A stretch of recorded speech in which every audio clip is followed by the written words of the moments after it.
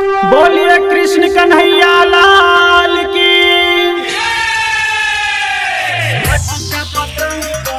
Recording by Shiva music.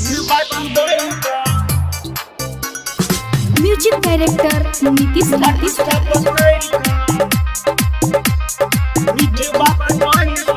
जय कन्हैया लाल के हाथी घोड़ा पाल के छुप क कन्हैया बैठल कदम के डाल से बंसी बजाबे कन्हा जमुना किनार से चीर चोरा कर रखे कदम के डार से कंधा पर चढ़ क मटका पकड़ क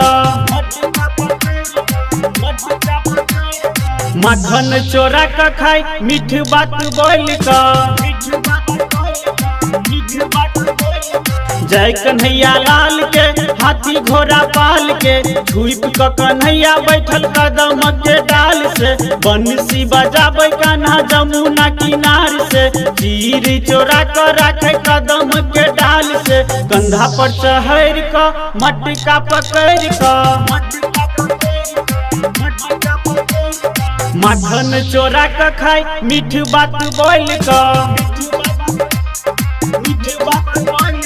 डीजे नीतीश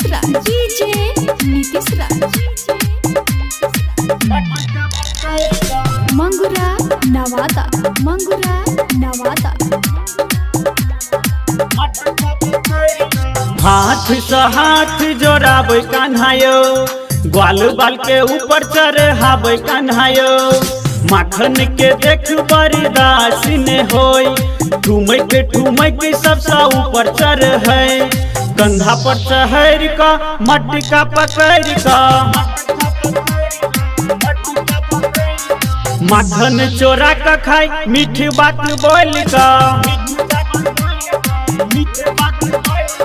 जय कन्हैया लाल के हाथी घोड़ा पाल के छुप क कन्हैया बैठल कदम के डाल से बंसी बजाबे कन्हा जमुना किनार से चीर चोरा कर रखे कदम के डाल से कंधा पर चढ़ क मटका पकड़ क मखन चोरा क खाई मीठ बात बोल क। डीजे नीतीश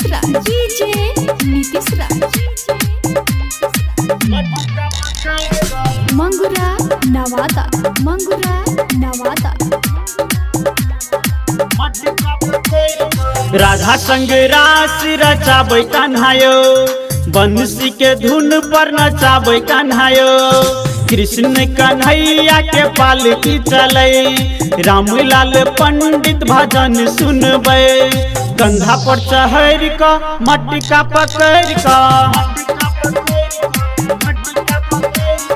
माखन चोरा क खाई मीठ बात बोल क।